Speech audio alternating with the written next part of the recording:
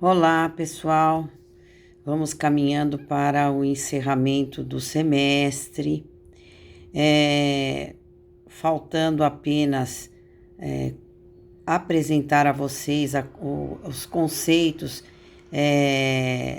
da teoria de Vallon a respeito das questões que envolvem o processo ensino-aprendizagem da criança. E finalizaremos na próxima segunda-feira, focando bem o papel do brincar e o desenhar na educação infantil e como estes três grandes psicólogos, Piaget, Vygotsky e hoje Vallon, influenciam nessa aprendizagem da criança. Esta semana também faremos uma atividade avaliativa, um pouquinho diferente das atividades que estamos desenvolvendo até então, que são atividades de reforço de conteúdo. A atividade avaliativa terá o prazo de uma semana para que vocês possam fazer com tranquilidade e a entrega valerá nota que ajudará a compor a avaliação N2 e a média da N2, ok? Então, vamos falar um pouquinho de Vallon. Vallon começou a se preocupar, na verdade, com algumas questões dos distúrbios de desenvolvimento psicomotor e mental da criança. E foi a partir daí que ele começou a estabelecer comparações entre o mundo animal e a própria história da humanidade. O autor, ele trabalha muito com as questões da motricidade ou psicomotricidade. E desde então, essas questões estão ligadas à emoção. E é um resultado da primeira troca expressiva da criança com o mundo. Então, é a ideia da aproximação dela com esse mundo mais real, mais concreto, mais objetivo. Ele também considera que a expressão emotiva é uma pré-linguagem, é o primeiro estágio, que é o estágio primitivo e que já será integrado. E aí, gradativamente, as atividades psíquicas vão se alterando nesse processo, e esse processo de aprendizagem vai estar repleto de crises e conflitos. Então, ele fala muito dessa questão, como os psicólogos anteriores, tanto Piaget quanto Vygotsky, também apresentam de uma forma diferenciada o conceito.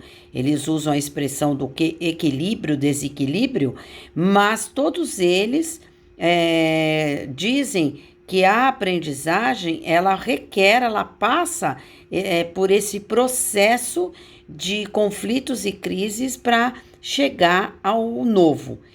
A diferença entre o antigo, o velho conhecimento e o novo, ok? Vallon, aí ele vai apontar aqui, ao contrário de Piaget, ele diz que o desenvolvimento cognitivo é um processo que é descontínuo. Então, não é uma sequência cronológica, não há essa sequência. E ele também está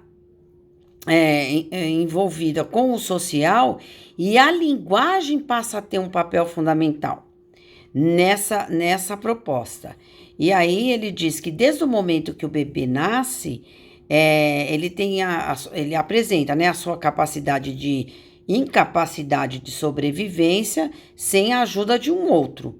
Então, ele precisa de um outro membro mais experiente da cultura, um ser social, que poderá ajudá-lo, né, a receber, né, pela vida psíquica, essas relações da reciprocidade entre o biológico e o social. Então, essa relação bebê e adulto.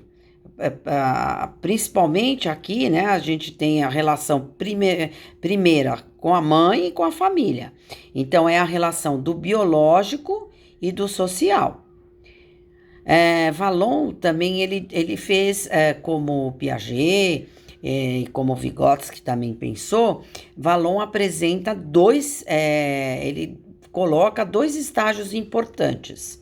O primeiro estágio é o impulsivo emocional, que ele fala que é bem da faixa etária de 0 anos, bem quando é bebezinho, quando nasce, até mais ou menos 3 anos.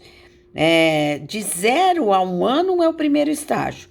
E depois, aí de 1 ano até 3, é o segundo estágio. O primeiro estágio, que é de 0 a 1 ano, é o impulsivo emocional, que é a atividade reflexa, né? Os movimentos, ele diz que as crianças não fazem, por exemplo, elas não riem porque elas querem rir, ou porque elas reconhecem alguma coisa, ou fazem qualquer movimento porque elas querem mesmo fazer esse movimento. Ele diz que esse primeiro período é impulsivo, então são espasmos, né? Eles são incoordenados e não é por desejo da criança, é porque são movimentos que existem por si. Aí, conforme vai adquirindo contato com os outros, as crianças vão começando a ganhar mais precisão e a sua atenção é mais aguçada e essas manifestações emotivas são transformadas em intencional, porque aí ela começa a reconhecer as imagens, as figuras, começa a ter a relação emotiva e a partir daí sim entra no segundo estágio, que é o sensório motor e projetivo, que aí já é um movimento com representação. Já os objetos do mundo chamam a atenção e ele manipula já tendo mesmo a questão sensorial, né? Que é o tato, a audição, a visão, e ele consegue, aí já é uma questão do desejo de busca, de curiosidade da criança. O que de 0 a 1 ano é por reflexo, não é por desejo da criança. Aí, essa exploração, então, por volta de 1 ano, essa exploração dos objetos, ela evolui nessa capacidade de coordenação desses movimentos, dessa precisão, e nasce assim essa intencionalidade objetiva, que é voltada não ao meio social, mas às coisas. E aí começam a surgir as atitudes imitativas. É uma intencionalidade, mas por imitação. Então, nesse momento, a linguagem passa a ter um papel decisivo. É um processo de identificação e de localização desses objetos e instrumenta a criança a focalizar esse objeto, esse conjunto perceptivo, comparar, ver semelhanças e até ter essa impressão presente. Essa expressão, antes de expressar uma representação, a linguagem introduz um outro tipo de atividade, que é a atividade projetiva, caracterizada pelas realizações ideomotoras. Então, imagens mentais em atos, relação do mental com os atos. É a representação de algo atrelada a um gesto. E aí vai desencadeando e exprime concretamente essa forma. A passagem dessa inteligência prática para a inteligência discursiva é um processo que requer do sujeito a resolução dos conflitos. Então, é aí que entra a questão conflitante, a questão do reconhecimento, do conhecimento, do que tem e do que vai adquirir, e a partir da resolução desses conflitos é que vão adquirindo novos conhecimentos. E é nesse momento que Vallon diz que há uma descontinuidade, há um desequilíbrio, não há uma sequência, né? E aí vai exigir maturação. Vallon também diz que esse conflito ele vai sendo resolvido à medida que o sujeito vai conseguindo superar esse símbolo individualmente. Ele vai conseguindo relacionar e vai saindo do concreto para o abstrato. E aí ele começa, ele por si, perceber essa aprendizagem. Vallon também diz que esse processo dialético é um constante processo dialético com linguagem e pensamento, e elas vão se estruturar reciprocamente, aos poucos. Então, pensamento com a própria idade adulta, próprio da idade adulta, é a relação dialético, a linguagem e o pensamento que se cruzam e assim a criança vai adquirindo por esse processo maturação suficiente para a aprendizagem. Então, em síntese, Vallon realiza esse estudo centrado na criança contextualizada, nesse ritmo de etapa.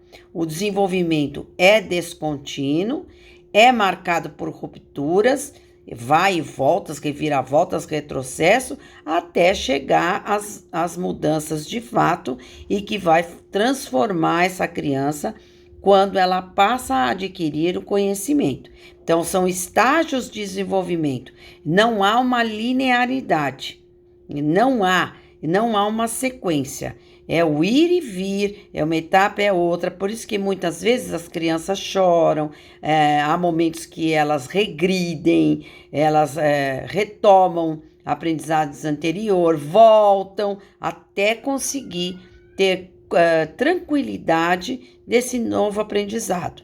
Esses conflitos, eles se instalam neste processo e são de origem exógena, né? Eles são desencontros entre a ação da criança e o próprio ambiente, estruturado pelos adultos e pela cultura, e endógenas quando gerados pelos efeitos da maturação nervosa. Então, exógena é quando a criança encontra diferença entre o que ela tem, entre as suas ações e o ambiente que foi estruturado pelo adulto.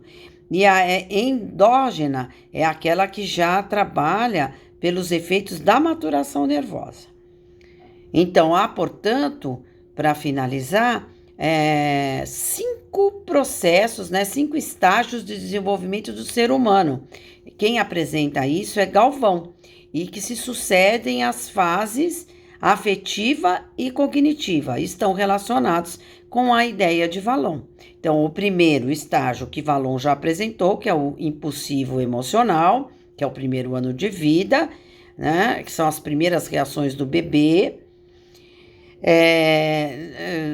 em relação ao mundo físico, às pessoas. O segundo, que é o sensório motor e projetivo, que vai até os 3 anos, quando realmente aí começa a compreensão da criança, maior autonomia, manipulação e exploração dos espaços, dos objetos, e o desenvolvimento simbólico, da função simbólica e da linguagem. É aí que a criança começa a fazer essa relação, né, da ação, o pensamento, os gestos, exterioriza isso, e a linguagem. E o ato mental projeta-se nesses atos motores. O terceiro, que é o personalismo, que aí é a partir dos 3 anos e até mais ou menos a 6 anos, que a criança começa a construir a consciência de si e das interações sociais, o interesse das crianças pelas pessoas.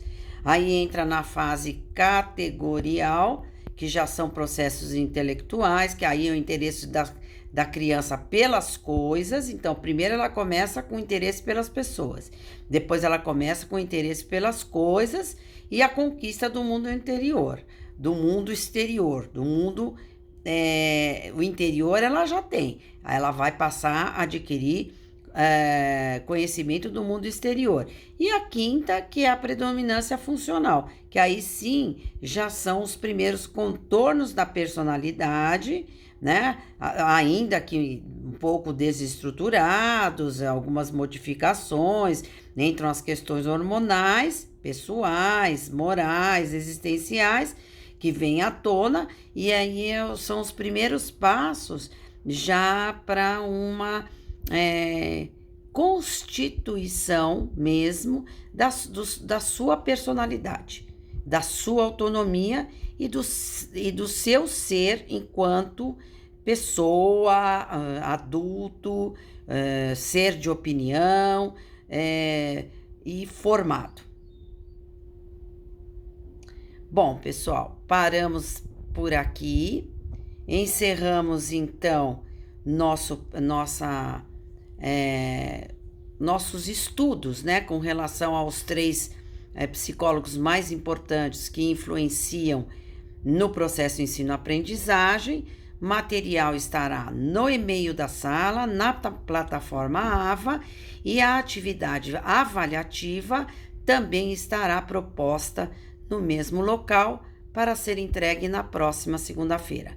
Bom trabalho, bons estudos, excelente semana e até a próxima.